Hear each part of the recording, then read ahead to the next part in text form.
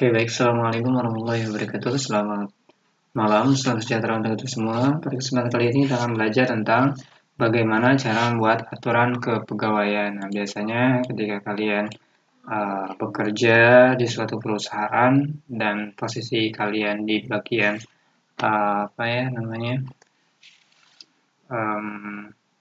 membuat aturan atau yang manajer lah ya, atau direktur ya, atau bagian staffnya tentunya.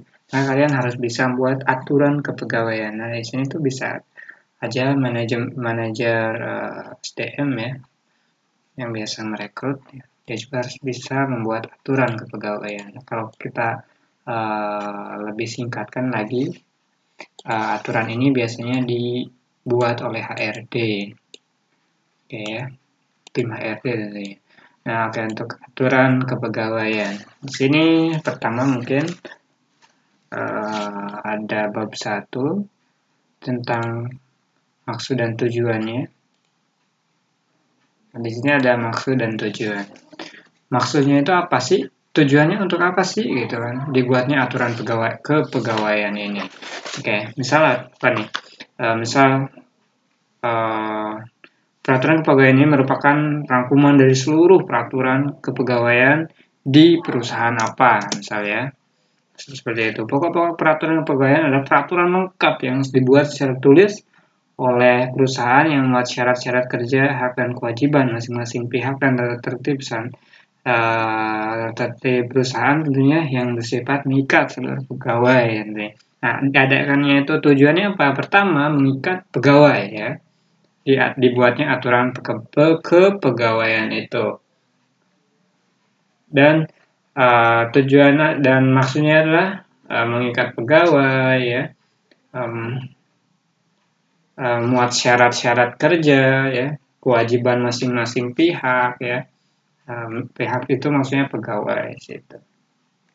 Di sini pokok-pokok peraturannya kita harus detailin tentunya ya, untuk aturan-aturan pegawai itu.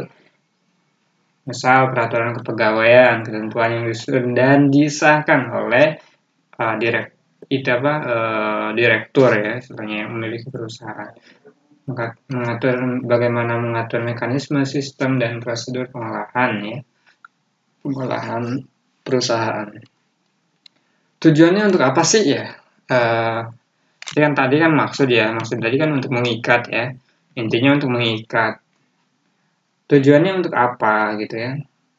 Tujuan dari pokok-pokok peraturan kepegawaian itu adalah untuk memberikan petunjuk praktis bagi pegawai tentunya.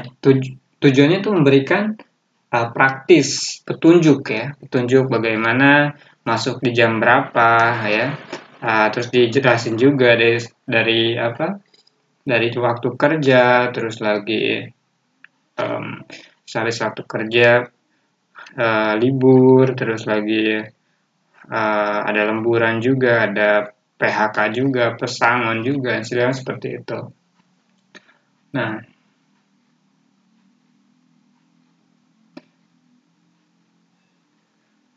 pokok-pokok kebijakan yang terkait dengan pegawai tentunya ya. Sehingga dengan demikian setiap pegawai harus menyelaraskan diri dengan identitas sistem kebijakan maupun tujuan penyelenggaraan ya perusahaan. Intinya petunjuk ya, istilahnya buat petunjuk dari ini tujuannya ya. Tujuannya sebagai petunjuk. Kalau dijabarin banyak kan petunjuk itu.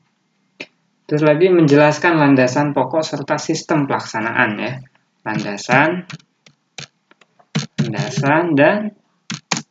Landasan atau juga dan sistem pelaksanaan dan pelaksanaan. Nah, itu di tujuannya. Tadi maksudnya untuk apa? Maksudnya dibuatnya aturan ini untuk apa gitu ya? Rangkuman, penjelasan ya. Rangkuman. Terus lagi aturan. Rangkuman.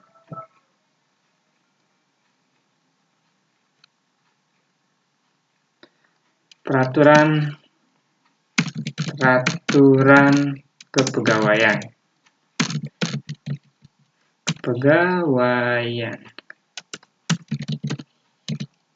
Ini tujuannya. Maksudnya. Nah, tujuannya adalah sebagai petunjuk tentunya. Landasan pelaksanaan ya. Landasan dan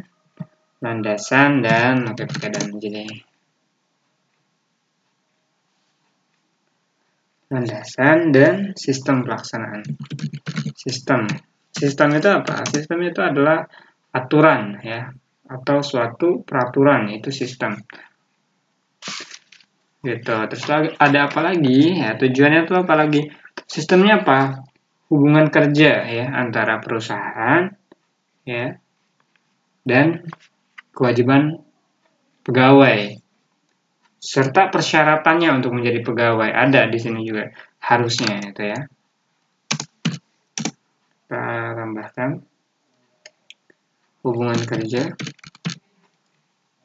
hubungan antara perusahaan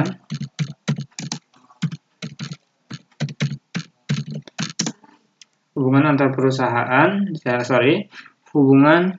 perusahaan dengan pegawai. Ya, landasan sistem pelaksanaan ya. Sistem pelaksanaan. Jadi menghubungkan, sistem itu menghubungkan. Sistem organisasi yang menghubungkan dari terbawah ke teratas. Bisa seperti itu ya. Terus lagi kedua atau apa lagi ya? Setelah itu mengikat hubungan kerjasama atau mengikat hubungan kerja. Ya udah mengikat saja. Ini sebagai tujuannya juga mengikat hubungan kerjasama. Nah, mengikat hubungan kerjasama ini artinya mengikat hubungan antara perusahaan dengan karyawan. Nah, jadi diikatlah dengan aturan ini gitu. Dalam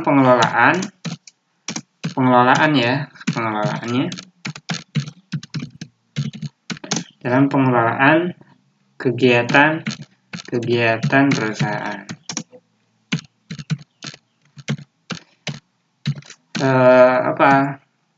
Kegiatannya apa?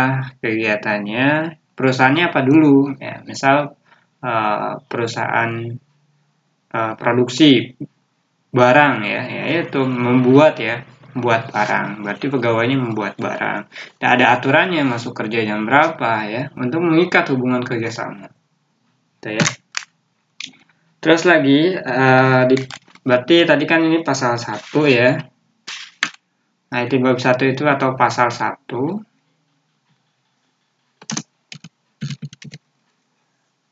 Pasal 1.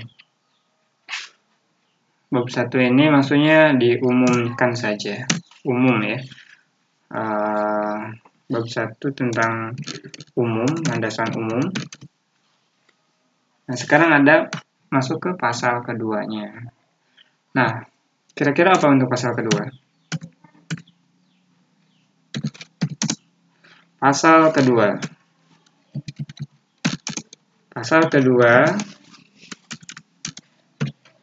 ya, tentang apa? Pengertian dan definisi, atau definisi aja ya. Pengertian ya. Pengertian atau definisi ya. Sama kan? Definisi ya. Contohnya isinya seperti apa sih untuk pengertian ini? Dia akan menjelaskan suatu perusahaannya ya. Contoh seperti ini. Dan dari aturan kepegawaian tentunya di pasal 2 adalah pengertian atau definisi. Nah, definisi ini kita mencakup apa? Mencakup peraturan tata tertib misal. Peraturan tata tertib. Nah, maka dia harus menjelaskan dulu. Misal, perusahaan adalah badan penyelenggara yang bertugas mengontrol, mengambil kebijakan yang bersifat umum bagi pengembangan dan operasional perusahaan. Ya kan? Perusahaan adalah struktur manajemen untuk menjalankan kegiatan perusahaan di bidang apa? Perusahaannya bidang apa? Bidang jasa, ada bidang produksi dan sebagainya. Nah, di sini. Terus masuk ke sini bagian 3-nya. Kita menjelaskan pegawai. Pegawai adalah sebutan secara umum ya. Setiap orang yang bekerja dengan menerima gaji ya, atau honor atau upah lah ya, seperti itu. Nah, atau imbalan lah ya, dalam bentuk lain. Nah, dalam bentuk lain itu dalam bentuk uang gitu kan ya. Nah, dalam menyebutkan dibagi 3 kelompok ini. Pertama mungkin ya ada 3 kelompok ya mungkin. Pertama mungkin pegawai bagian bawah ya, biasanya operator produksi kalau di bagian produk, usaha produk atau perusahaan memproduksi ya, atau usaha produksi ya, perusahaan produk gitu ya. Pertama mungkin ada pegawai di bagian pembuat, apa yang biasanya disebut operator produksi. Nah, tugasnya dijelasin di situ. Secara langsung dalam proses kegiatan apa memproduksi barang gitu ya. Gitu. Terus lagi di bagian keduanya ada apa? Ada supervisor, ada staff ya. Gitu. Staff adalah pegawai yang bekerja tidak berhubungan langsung dengan proses pembuatan produksi ya tentunya. Dia hanya merekap ya. Dia bertanggung jawab sesuai dengan bidang masing-masing seperti sekretaris, bendahara, ya, staf HRD mungkin ya, staf administrasi gitu, staf keuangan dan lain sebagainya. Nah, dia tidak masuk ke bagian pemproduksian. Itu bagian staf. Atau tadi kan karyawan adalah tenaga kerja yang fungsinya adalah mensupport ya karyawan. Mensupport sebagai apa? Mensupport dalam artian pengembangan tadi, memproduksi ya, mensupport itu artinya mendukung perusahaan untuk menjalankan aktivitasnya itu ya, itu karyawan. Nah, tadi itu kita bahas tadi tentang operator produksi itu masuk karyawan ya kan. Pokoknya ada 2 karyawan staff gitu dan jajaran tinggi lagi. Nah, ada lagi pegawai magang. Adalah orang yang telah melewati masa seleksi ya, penerimaan pegawai dan sedang diberikan pengetahuan teoris dan teknis terkait pekerjaan yang akan dijalankan di perusahaan itu selama berapa? 3 bulan. Ya, biasanya yang magang atau PKL ya itu kurang lebih 3 bulan. Itu ya. Terus lagi masih tentang pengertian atau definisi. Pegawai percobaan. Nah, sekarang kan kita ngebahas tentang pegawai percobaan atau training ya. Pegawai percobaan adalah calon pegawai yang sedang menjalani masa percobaan dalam menjalani kegiatan operasional ya perusahaan tentunya. Terus pegawai kontrak. Nah, ini pegawai kontrak ini ya pegawai ya atau orang yang bekerja pada masa tertentu dengan sesuai perjanjian kerja yang diatur antara perusahaan dan pegawai itu ya, pegawai yang dimaksud tentunya. Pegawai tetap. Nah, pegawai tetap adalah orang yang diangkat oleh perusahaan untuk menjalankan kegiatan perusahaan tentunya apa tadi ya, ada yang bagian apa ya, tugasnya sesuai job desk ya. Apa setelah melewati masa percobaan dan atau kontrak ya, setelah masa percobaan kelar atau masa training kelar, terus lagi masa kontrak kelar, jadi diangkat menjadi pegawai tetap. Itu di perusahaan ya. Ketika jadi pegawai tetap, maka mendapatkan gaji yang bertambah, mungkin gajinya akan bertambah, naik istilahnya, dan tugas dan jabatan sesuai dengan ketentuan perusahaan ya, disesuaikan itu. Terus lagi, nah kita bahas masa magang, masih di definisi dan atau pengertian. Masa magang ini adalah masa yang harus dijalani calon pegawai sebelum ditetapkan untuk menjadi pegawai percobaan. Nah, masa magang. Masa magang itu orang yang ingin magang, ya, ingin bekerja, belajar bekerja, entah itu dari dari SMK, entah itu dari perkuliahan gitu ya, sehingga dia membutuhkan ilmu, sehingga dia magang, dan ketika dia magang, nah di situ tertera 3 bulan, ya, kurang lebih. Nah, peserta magang juga bisa berkesempatan untuk menjadi pekerja masa kontrak atau masa percobaan, ya. Setelah di asesmen tentunya. Jika kinerjanya bagus, jika bisa, ya maka diangkat. Seperti itu. Masa kerja sekarang. Masa kerja adalah waktu yang ditempuh oleh seseorang selama bekerja di perusahaan. Nah, dari jam berapa sampai jam berapa? Sejak awal bergabung hingga dinyatakan berhenti. Tentunya tentunya jika perusahaan memberikan aturan bahwasanya kontrak selama 3 bulan, terus lagi, atau masa percobaan 3 bulan, atau masa magang, masa apalagi training ya istilahnya ya. Nah, itu karena penting maka dibentuklah suatu aturan untuk mempermudah kita sebagai mungkin calon pegawai ataupun pegawai yang sudah bekerja di sana untuk mendapatkan informasi. Masa kontrak tadi ya, pengertian masa kerja adalah waktu yang ditempuh oleh seseorang selama bekerja di perusahaan sejak awal bergabung hingga dinyatakan berhenti. Nah, dinyatakan berhenti itu karena mungkin pegawai magang atau masa percobaan nggak nyampe ke kontrak, atau pegawai kontrak, atau pegawai tetap, ya, gitu.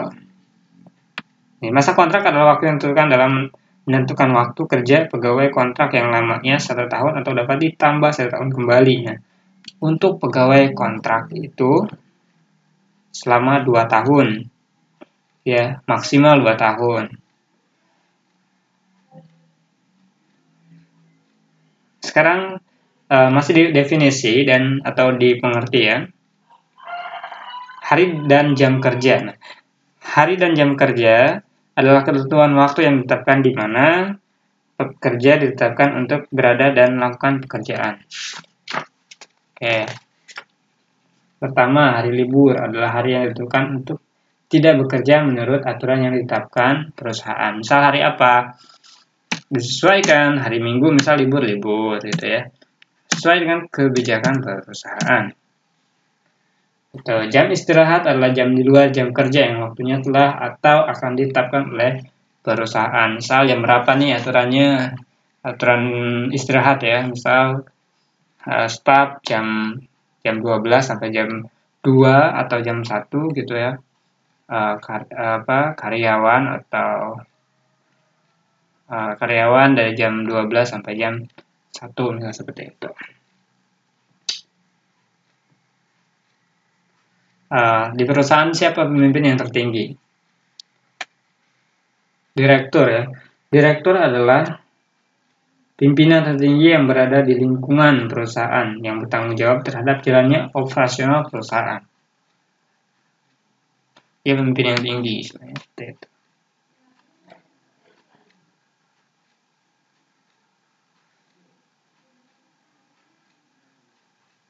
Nah, di sini juga di definisi itu harus dijelasin di perusahaan itu ada bidang apa aja. Misal kalau di restoran kan ada, misal saya punya perusahaan restoran.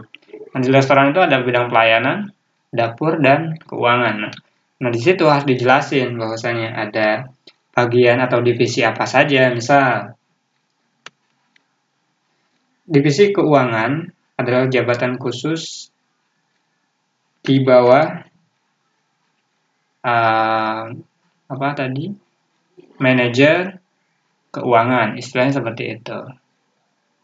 Jadi yang bertanggung jawab terhadap keuangan adalah manajer, misal seperti itu. Ya.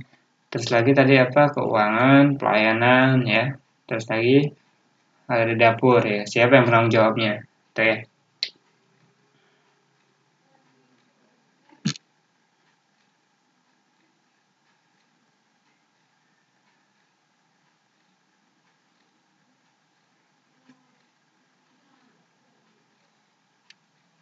Di definisi juga kita harus masukkan kompetensi. Kompetensi itu apa? Kemampuan atau kecakapan meliputi pengetahuan, keterampilan, dan sikap itu kompetensi yang dimiliki seorang dalam melaksanakan suatu pekerjaannya, gitu ya, untuk menyelesaikan pekerjaannya. Kinerja itu apa? Hasil kerja secara kualitas dan kuantitas yang dicapai oleh seorang pegawai sesuai dengan ruang lingkup kerja dan tugas yang diberikan. Nah, itu kinerja. Nah, jabatan struktural itu kedudukan sesuai fungsi dan peranan dalam mengambil kebijakan yang memiliki kewenangan dalam melaksanakan tugas jabatan. Kalau struktural ini maksudnya keorganisasian, gitu ya. Misalnya ada apa? Direktur, di bawahnya ada manajer, di bawah manajer ada bagian apa-apa, gitu ya.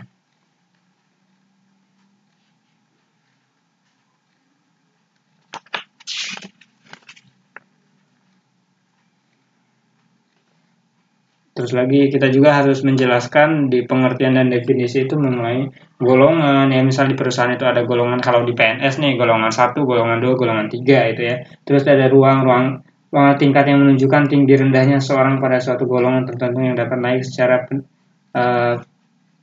periodik berdasarkan persyaratan dan prosedur yang ditetapkan oleh organisasi ya tentunya. Nah, di situ juga harus dijelasin istri ya, karena memang untuk apa? Untuk tunjangan ya, tunjangan istri, tunjangan anak. Itu kalau PNS kan seperti itu. Selagi dijelasin juga anak, kalau ada anak kan untuk tunjangan tersebut. Inventarisnya apa aja, misal laptop kalau di kantor kan staff. Terus lagi HP, terus lagi seragam gitu ya. Nah, untuk gaji pokoknya berapa, tunjangannya berapa gitu ya, keseluruhannya berapa. Jelasin juga setiap jabatan gitu. Perjanjian kerjanya kalau kontrak seperti apa. Hubungan kerja antara pegawai dengan atasannya seperti apa. Kompetensi ya, kemampuan kerja yang mencakup aspek pengetahuan, keterampilan, sikap kerja yang sesuai standar yang ditetapkan oleh perusahaan gitu ya. Terus harus dijelasin juga tentang SP ya, tentang demosi. Demosi itu apa sih? Demosi itu sarana pembinaan pegawai dengan melakukan perubahan jabatan kepada jabatan yang lebih rendah dari sebelumnya.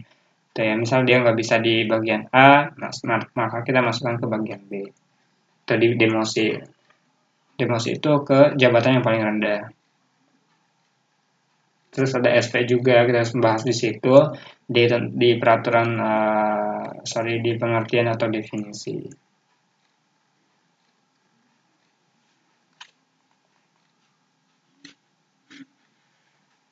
Terus lagi ada masa pembinaan ya, masa pembinaan itu tenggat waktu yang diberikan kepada pegawai yang diberikan surat peringatan tentunya. Biasanya scores lah kalau di kita tuh, kalau waktu zaman sekolah itu scores. Misal anak tuh nggak masuk selama 2 bulan atau 2 pekan, maka kita skor selama 2 minggu atau 2 hari seperti itu ya. Begitupun dengan perusahaan. 6 bulan. Supaya apa sih? Supaya ada titik jeraknya. 6 bulan itu misal dia tuh nggak masuk terus ya, kita skor saja 6 bulan. Apakah dia akan seperti apa nantinya? Seperti itu. Ada juga dirumahkan ya, misal kalau ada dalam kondisi pandemi COVID-19 hingga perusahaan itu tidak bisa beroperasi dan mengalami kemunduran, ya artinya target yang dicapainya berkurang karena ekspor impornya ditutup itu, maka menghancurkan perusahaan dan pihak pegawai pun bisa dirumahkan. Itu harus dijelasin di definisi atau pengertian. Memutuskan hubungan kerja atau PHK harus dijelaskan di pengertian atau definisi. Tentang gaji, uang pesangon, waktu dawam gitu ya, istilah-istilahnya gitu ya, kita harus dijelaskan juga di situ. Nah, langsung ke bab 3-nya, kedudukan sini. kedudukan. Kalau masalah kedudukan, berarti penanggung jawab ya, kedudukan. Siapa yang paling tinggi di sini? Apa ada wewenangnya, tanggung jawabnya, kedudukan. Berarti perusahaan, misal perusahaan A dalam kewenangannya bertanggung jawab kepada siapa? Kepada siapa nih? Kepada biasanya kan kalau perusahaan itu ada surat izin ya kan, notaris gitu ya.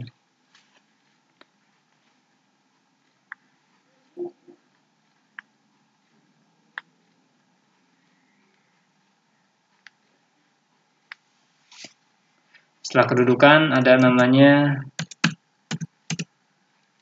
landasan.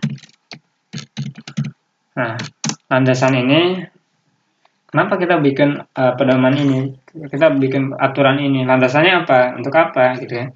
Dalam tugasnya, seluruh pengelolaan perusahaan didasarkan atas petunjuk apa? Peraturan menteri atau peraturan apa? Atau mau Quran juga bisa kalau ada gitu ya. Dengan apa gitu ya? Serta sesuai visi misi dan realitas kebutuhan apa perusahaan yang terkini tentunya. Itu tentunya di landasannya. Dalam masalah sosial kemasyarakatan perusahaan tidak terikat pada organisasi politik tertentu ya. Jadi perusahaan ini tidak ada masalah tentang politik, tidak ikut serta dalam politik, kecuali dalam organisasi sosial masyarakat yang tidak bertentangan dengan apa? Dengan politik tentunya. Tujuannya untuk apa? Nah, kita sebagai landasan pasti adanya tujuan. Tujuan dibuatnya buku ini untuk apa? Oke. Kita tujuan perusahaan ya. Tujuan perusahaan bertujuan menjadikan lembaga apa? Lembaga atau yang memberikan kemaslahatan untuk pegawai-pegawainya, kebaikan ya. Kebaikan itu apa ya? Banyak ya, sebenarnya itu. Ada dimasukkan lagi tuh visinya. Visi perusahaan itu apa sih? Untuk apa perusahaan ini? Gitu. Pasti setiap perusahaan ada visinya. Prosedur pengadaan pegawai. Nah, sekarang masuk ke prosedur. Prosedur pengadaan. Rekrutmen ya. Nah, prosedur pengadaan pegawai. Jadi, pengadaan ini maksudnya ke rekrutmen.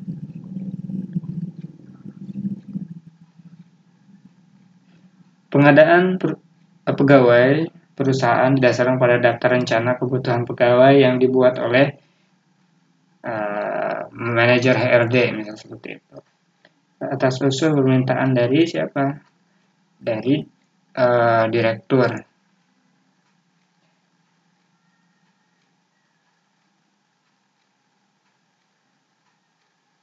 Direktur awal ada direktur utama seperti itu. Atau yang di bawahnya manajer. Ya, misal tadi si bagian manajer pelayanan tuh butuh orang satu lagi untuk waiter. Nah, misal diusulin tuh ke si manajer HRD. Gitu ya. Nanti si manajer HRD dia akan meminta untuk di ACC bahwasanya si A ke siapa sih? Ke direktur. Proses pengadaan dan syarat-syarat calon pegawai di sini ada syarat-syaratnya. Kita nggak usah bahas ya syarat-syarat calon pegawai kita nggak usah. Terus lagi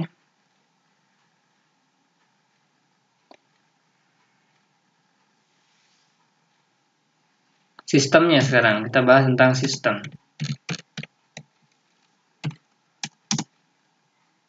Sistem seleksi. Nah, untuk seleksi ini kita masukkan ke HRD. Terserah HRD ya, banyaklah sistem seleksi. Ada seleksi administrasi pertama, terus kedua seleksi wawancara, ketiga seleksi kemampuan akademik atau psikotes lah ya. Seleksi wawancara dan pemahaman tentunya terakhir micro teaching ya atau wawancara lah istilahnya, wawancara akhir istilahnya seperti itu. Selagi di buku itu, di buku pengaturan harus ada pengangkatan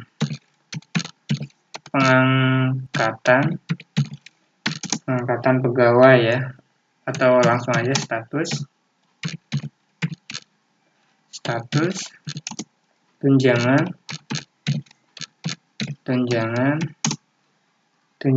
pangkat dan golongan.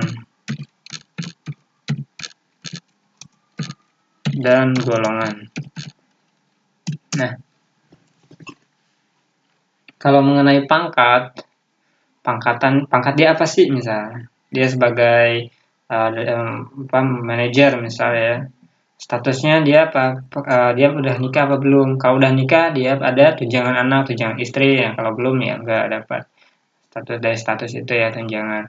Dari status juga, dari tunjangan itu banyak, ada BPJS, ya BPJS tenaga kerja, terus lagi tunjangan jabatan, tunjangan anak, tunjangan istri dan sebagainya. Pangkat juga termasuk. Misal lamanya bekerja dia. Kalau di PNS kan ada pangkat 1, pangkat 2, pangkat 3 dan sebagainya. Nah, di pangkat ini dia udah berapa lama kerja di sini sehingga pangkatnya naik, atau di bagian apa, jabatannya apa, itu disesuaikan. Dan golongannya apa? Golongan ini dia didasarkan dari pendidikannya. Misal golongan 1 itu untuk SD, golongan 2 untuk SMP, golongan 3 untuk SMA, golongan 4 untuk S1 misalnya seperti itu. Sehingga tunjangannya akan naik.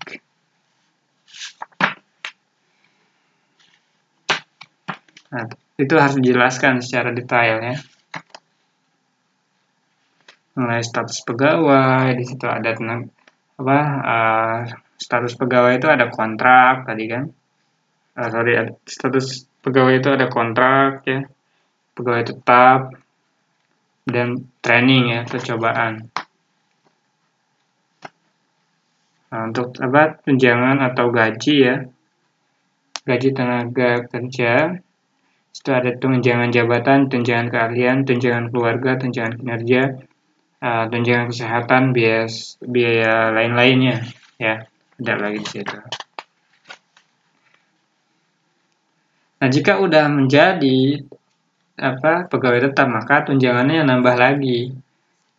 Awalnya beda lah istilahnya, nggak sesama dengan tunjangan yang didapatkan oleh yang belum tetap, artinya masih kontrak. Dan harus dijelasin juga tunjangan itu ada tunjangan anak, tunjangan istri, dan tunjangan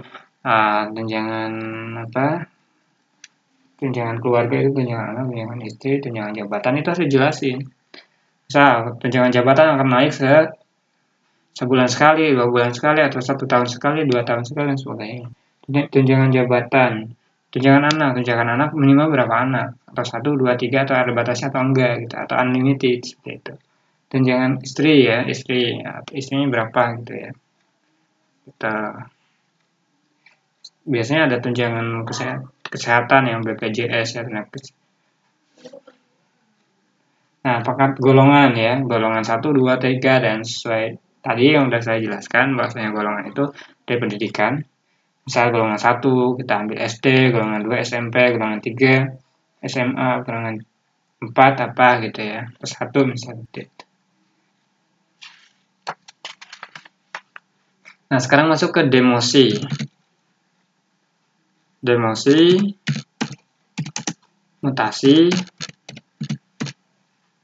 ini ke pegawaian. Rotasi, promosi. Setelah promosi, tenaga kerja asing ya, kalau ada kan tenaga kerja asing.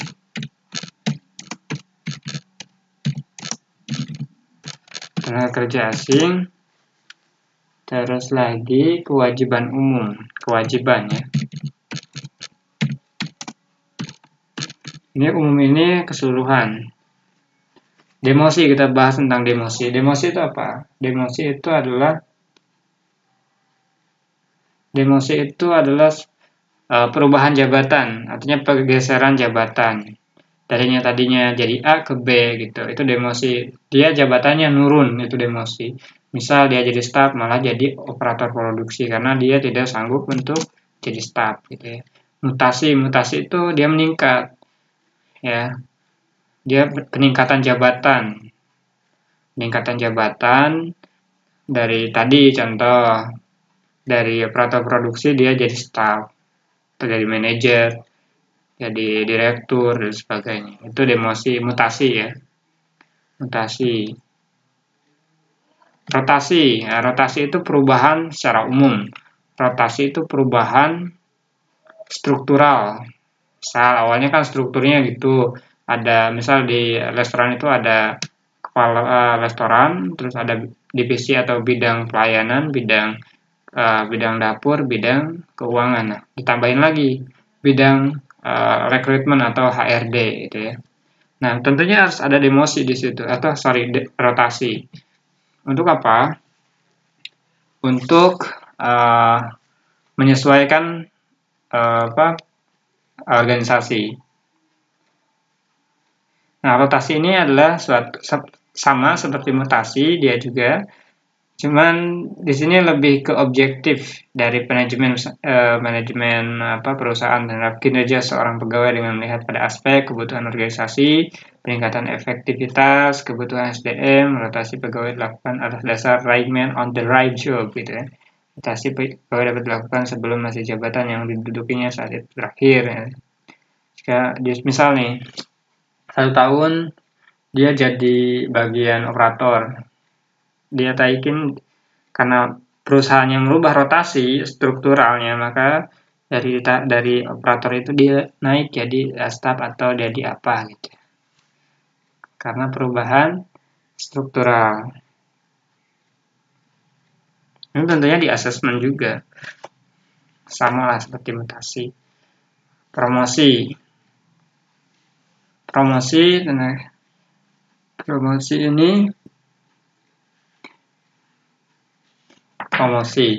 promosi jabatan.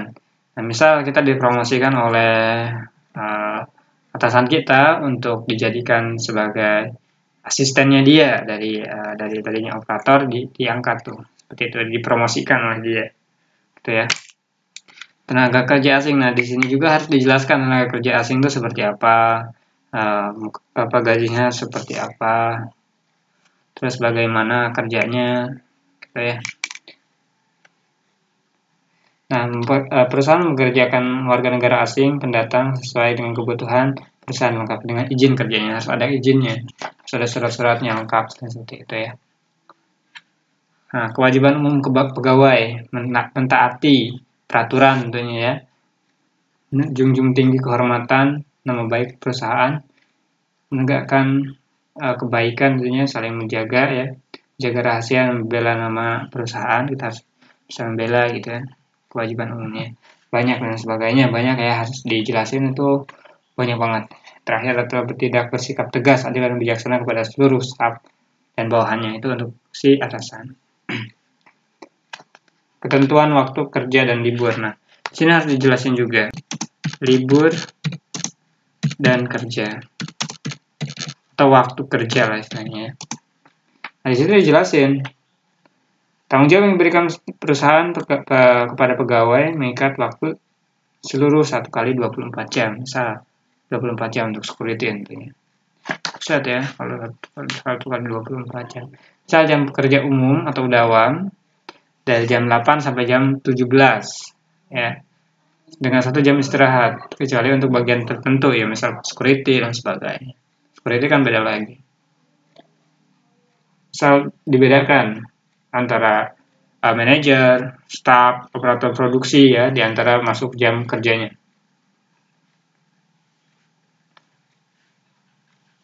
Sesuai dengan bidangnya tadi, ada bidang pelayanan, bidang keuangan, bidang apalagi bidang dapur ya kalau di restoran. Nah, sekarang masuk ke libur pegawai. Libur pegawai disesuaikan dengan kebutuhan tentunya.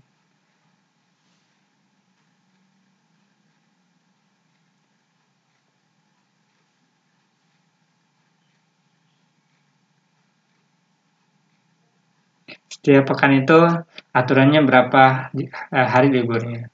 Misal sejabatan A dia manajer, libur dia 2 hari atau 1 bulan pun libur lah sekalian gitu ya. Misal, atau nggak usah kerja gitu ya. Misal kerjanya berapa hari gitu. 1 bulan misal 2 hari kerja gitu. Gajinya 100 juta gitu. Lucu kan gitu kan.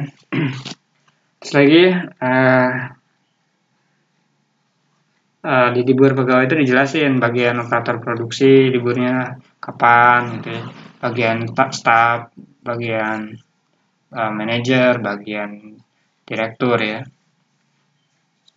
Porsi kerja dan liburnya disesuaikan. Terus ada lagi kehadiran.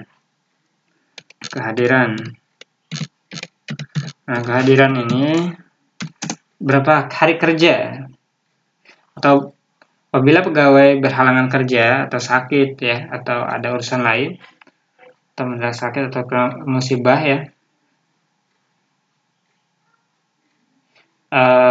yang bersangkutan atau keluarganya wajib memberikan informasi kepada perusahaan tentunya untuk apa? Untuk permudah jika dicari gitu. Ada alasan seperti itu. Nah, sakit ya karena ada kegiatan mendadak gitu ya, mendadak karena nggak bisa diwakilkan atau ya acara apa gitu ya.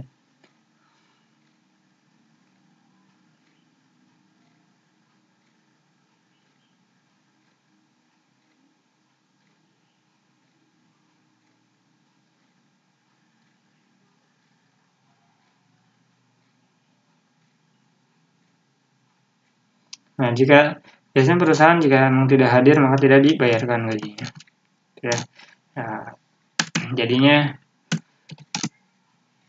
sesuai aturan juga. Ketika si operator ke atasannya, izinnya ke atasannya, si atasannya menginformasikan atau memberikan surat izinnya atau informasinya ke bagian staf atau sekretarisnya.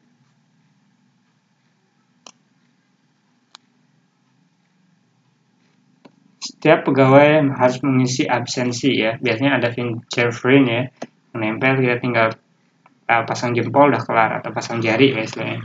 Langsung kelar, nggak usah kalian tulis ya. Harus dijelasin di kehadiran. Hari libur dan hari keagamaan. Nah di sini hari libur dan keagamaan. Ini perusahaannya mau libur atau enggak gitu ya. Hari-hari besar ya. Libur ya. Dijelasin di situ. Libur tahunan ya, libur.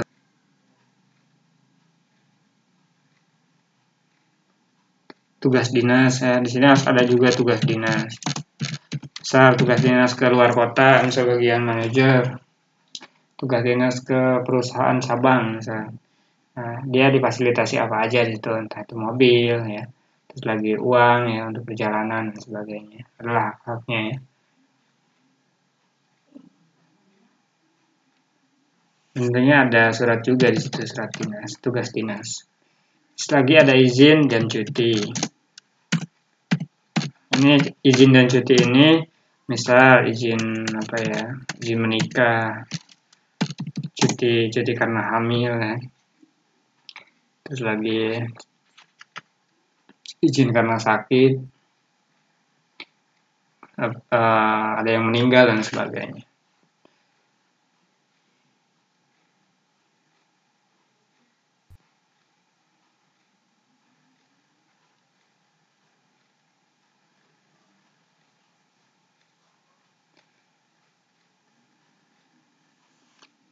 Nah, perizinan izin tugas, izin keluar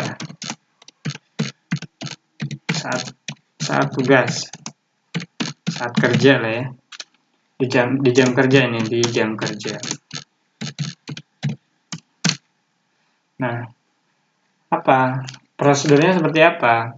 Bagi pegawai yang memiliki keperluan baik urusan dinas maupun pribadi pada saat jam kerja yang mengharuskan meninggalkan perusahaan, maka harus mengurus perizinan. Ya, pertama mengambil surat izin ya, di sekretaris, mengisi surat izin ya, mengisi form atau memberikan surat izin ya itu ke sekretaris.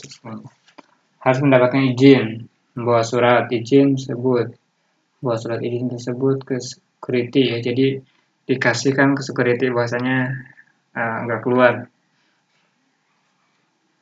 Mengambil surat izin tersebut saat pulang, memberikan kembali ke HRD tentunya.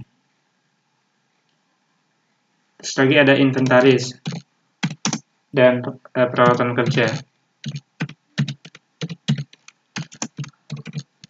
Nah, kalau inventaris atau peralatan kerja ini, atau fasilitas lah ya, kita anggapnya fasilitas kerja. Fasilitas kerja, kita aja. Nah, jadi perusahaan kan menyediakan ya peralatan inventaris atau inventaris buat kerja, misal apa, seragam, ya. Terus lagi bagian staff itu mungkin komputer atau laptop, HP, pensil atau pulpen, badge topi kalau memang di perusahaan ya kan, contoh perusahaan otomotif, headset supaya nggak kedengaran suara ketika di perusahaan kan suka ada bunyi yang kenceng-kenceng, sehingga itu harus dikembalikan di apa tahu seperti apa ketika dia keluar dan sebagainya, harus dijelaskan itu. Pakaian kerja, nah di sini aturannya pakaian kerja harus pakai hari apa gitu ya. Pakaian kerja itu maksudnya seragam, jelasin seragamnya dipakai kapan gitu ya. Terus lagi ada rumah kedinasan, rumah dinas lah ya. Nah ini untuk manajer atau untuk atasan ya. Dan itu dijelasin rumah itu di mana, untuk mendapatkannya seperti apa gitu ya. Jabatan apa aja yang mendapatkannya gitu. Rumah dinasnya apa aja, misalnya ada mobil, ada si perabotan dan sebagainya. Terus gaji di sini. Gaji juga harus dijelasin. Nah, dasar penetapannya mulai dari dasar penetapannya misalnya untuk penggajian ini atau untuk gaji ini harus dijelasin di situ. Waktu pemberian waktunya kapan ya. Nah, di sini ada gaji dan waktu. Waktu penggajian. Waktu penggajiannya kapan, setiap tanggal berapa, selambat-lambatnya tanggal berapa. Itu dijelasin di situ perubahannya seperti apa. Perubahan gaji.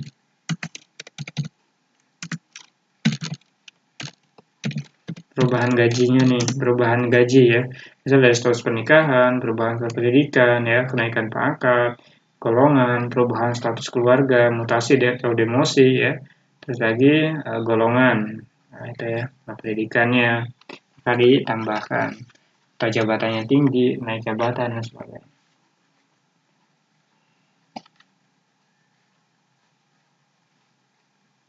Nah, prosedurnya harus dijelasin juga. Di sini harus ada prosedurnya. Prosedur perubahannya itu ya, misal perubahan gaji ya tadi. Prosedur mendapatkannya seperti apa? Misal, tadi kan misal dari segi pernikahan ya. Dia menikah, ada tunjangan anak, punya istri ya. Maka silakan masukkan situ. Persyaratannya apa? Menyiapkan berkas pengajuan, tentunya surat pengajuan, terus lagi 2 lembar, dan lampirannya 2 lembar fotokopi akta nikahnya, ijazah terakhir, perubahan status keluarga, misal kelahiran anak ya, fotokopi kelahirannya aja ya itu ya. Menyerahkan berkas ke sekretaris gitu ya. Paling lambat tanggal berapa harus dijelasin juga. Tanggal berapa lambatnya? Misal 20 atau 30 gitu. Terus lagi, nah di sini harus dijelasin juga kalau memang ada pegawai yang sakit. Gaji pegawai sakit di sini. Gaji pegawai.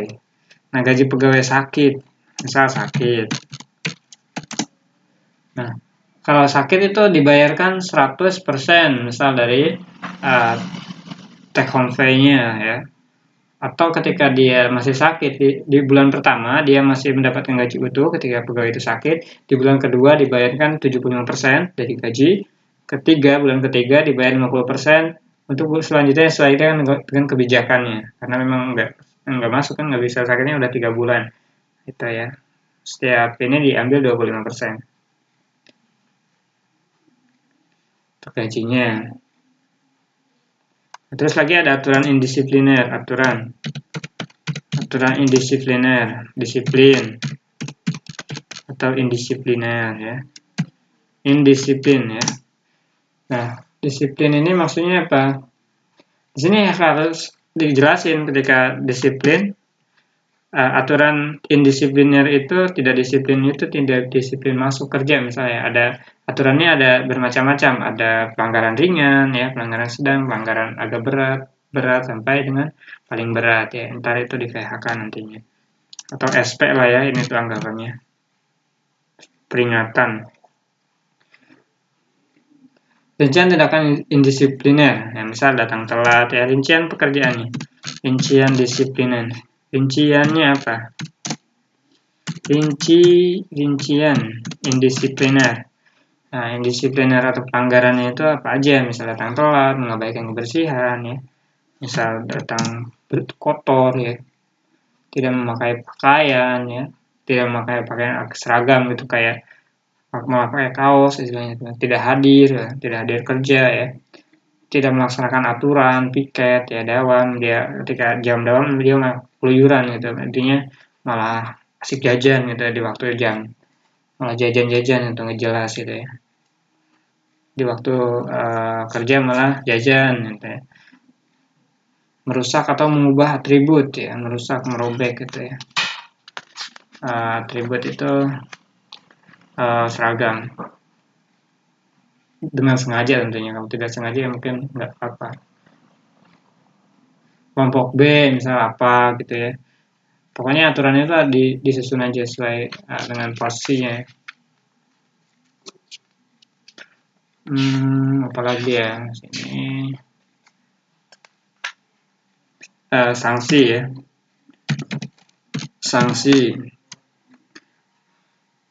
sanksinya apa aja? Mal.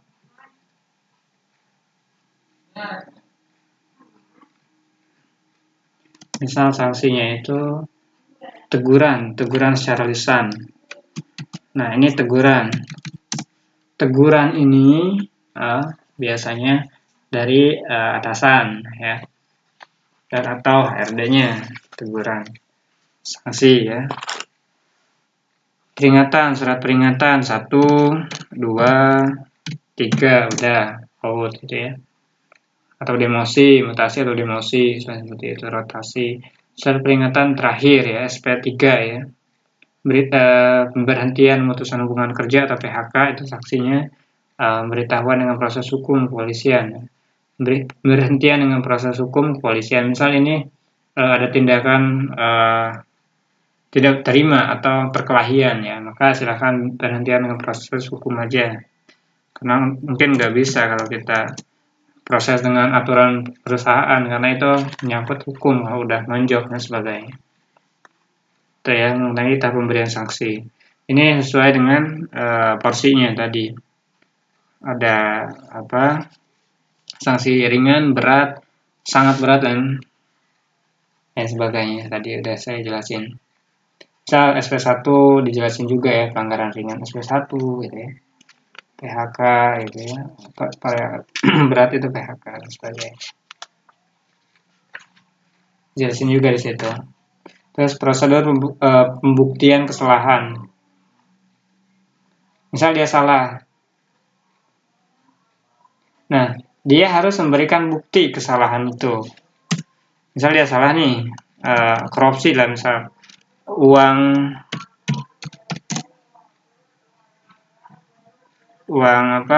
perusahaan dia ambil. Uang perusahaan toh tidak ada prosedur pembuktian kesalahan. Prosedur pembuktian kesalahan. Nah, misal si perusahaan itu atau si karyawan itu istilahnya ngambil sesuatu yang tanpa pemberitahuan ya. Nah, diketahui atau terekam CCTV. Nah, ataupun uangnya kok nggak ada gitu, padahal harusnya segini gitu, nggak ada. Nah, di situ kalau nggak mau dituduh mencuri, harus ada pembuktian kesalahan gitu ya. Misal kalau di retail ya, di kayak Indomaret, Alfamart gitu, bagian kasir kan biasanya bagian keuangan tuh. Nah, misal si barangnya hilang satu aja, nah itu kan kesalahan ya. Kita harus membuktikan, keluarin buktinya. Bahwasanya salah itu apanya? Entah itu sistemnya, entah itu ada yang ngambil, entah itu ada yang apa nggak terhitung dan sebagainya, nggak masuk dan sebagainya. Sehingga menjadikan kesalahan dan berdampak untuk pegawai. Nah, di sini penegakan sanksi menggunakan prinsip praduga tak bersalah sampai ditemukan keterangan dan atau bukti pelanggaran secara jelas, nyata, dan meyakinkan ya. Buktinya ada, misalnya emang kalau dia salah, terus nggak ada CCTV, kata orang itu dia mencuri, maka harus ada saksi dan bukti di situ, baik foto dan sebagainya, pengakuan dan atau pernyataan dari pegawai yang bersangkutan. Pernyataannya, pembuktian pelanggaran dapat dilakukan dengan cara-cara berikut. Pegawai tertangkap tangan. Misal tangkap tangan ini dia mengambil korupsi lah ya. Pengakuan atau pernyataan dari pegawai yang bersangkutan. Bahwasanya saya mengambil uang segini ya. Dibuktikan oleh rekan kerjanya atau oleh temannya bahwasanya dia itu korupsi 25 miliar. Misalnya dibuktikan melalui proses pemeriksaan oleh bidang divisi HRD, misalnya itu kan ada alat. Dibuktikan oleh tim yang ditunjuk perusahaan. Lagi timnya, sebagainya, ya banyak. Terus lagi prosedur pembuatan surat peringatan dan scoring. Nah, peringatan 1, 2 dan harus dijelasin ya, dan scoring, dan terakhir itu sampai PHK ya, pemutusan hubungan kerja. Prosedur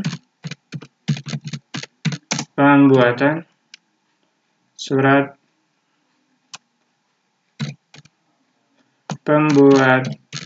SP, surat peringatan, dan scoring ya, dijelasin di situ. Lagi pemutusan hubungan kerja, PHK, harus dijelasin. Ketika PHK itu kenapa ada PHK, terus apa yang harus didapatkan ketika PHK gitu ya. Ada PHK yang secara hormat dan tidak hormat. Ketika tidak hormat, maka tidak mendapatkan apa-apa. Misalnya secara kriminal dia malah ribut gitu ya. Nah, dikasih SP berat gitu sehingga dia tidak mendapatkan apa-apa. Tapi kalau PHK-nya oleh perusahaan atau oleh dirinya sendiri karena memang bosan kerja, maka bisa mendapatkan pesangon. Tapi tergantung sesuai dengan aturan yang berlaku. Misal kalau pegawainya masih kontrak, maka mendapatkan uang pisah. Terus lagi ketika perusahaan atau pegawainya udah karyawan tetap, maka dihitung sesuai dengan aturan di perusahaan atau aturan negara itu ya, aturan kementerian. Nah, di situ PHK ya, tentang PHK itu ada masa atau PHK dengan tidak hormat ya, PHK dalam masa percobaan ya, PHK karena tindakan indisipliner tadi ya, PHK karena mangkir ya, dia nggak masuk berturut-turut, PHK karena pengunduran diri pegawai karena keinginan diri pribadinya atau keinginan pegawai sehingga dia bisa mendapatkan tunjangan. PHK karena sakit berkepanjangan atau cacat ya, PHK karena lanjut usia atau memasuki masa pensiun berapa, dijelasin tuh masa pensiunnya berapa gitu ya. PHK karena pengalihan manajemennya berubah-ubah sehingga harus dikeluarin beberapa orang, pengurangan pegawai, tapi perusahaan tetap jalan. Misalnya karena pandemi COVID-19 sehingga perusahaan harus mengeluarkan pegawai dan perusahaan itu harus manajemen pegawainya dengan secara baik gitu, karena memanfaatkan dengan pegawai segitu-gitu pegawai atau pengurangan pegawai. Karena pengurangan pegawai maka manajemen dibuat baru gitu ya. PHK karena rasionalisme atau pengurangan pegawai. Misal perusahaan itu perusahaannya mau tutup, maka bisa itu PHK. Ya karena perusahaan tutup ya karena pegawai tersangkut masalah dengan pihak berwajib, misal ada masalah sehingga dipolisikan, maka di PHK si pegawai tersebut. Terus tunjangannya untuk siapa? Untuk istrinya. Uang pesangon, nah ini untuk aturan uang pesangon dijelasin. Kan tadi ada ada masa magang, masa percobaan, karyawan tetap. Nah di situ dijelasin uang pesangonnya berapa persen, berapa kali dari atau yang setelah mendapatkan uang pesangon ini diberikan ketika udah menjadi karyawan tetap, ya, dihitung berdasarkan aturan sesuai dengan perusahaan atau sesuai dengan kementerian, aturan negara. Uang penggantian hak, sini atau penggantian hak ini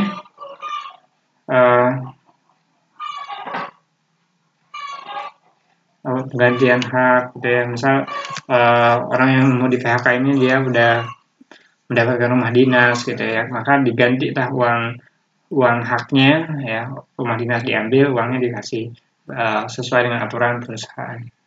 Terus uang pisah itu biasanya untuk pegawai yang masih status pegawai kontrak, dia di PHK atau dia keluar atau dia pengen di PHK, dia keluar out dari perusahaan, maka mendapatkan uang pisah.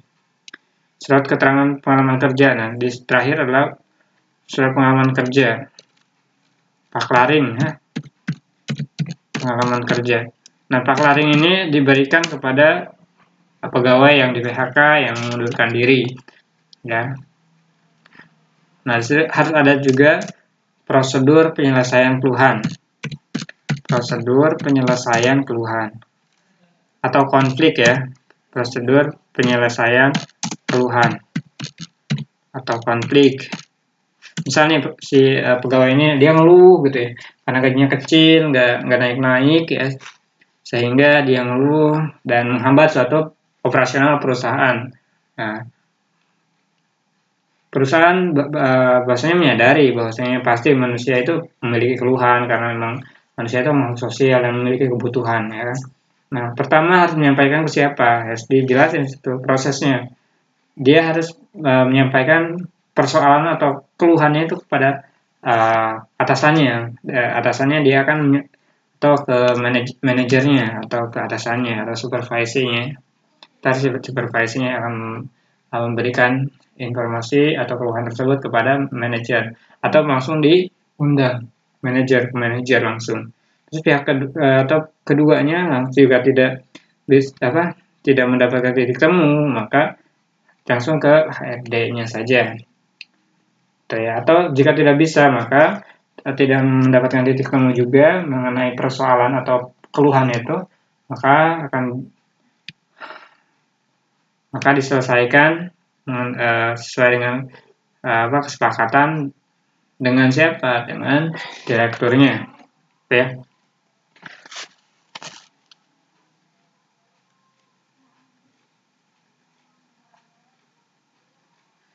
Nah, itu aja yang bisa saya sampaikan mengenai aturan pegawaian. Masih banyak sebenarnya yang ingin saya sampaikan mengenai aturan ini.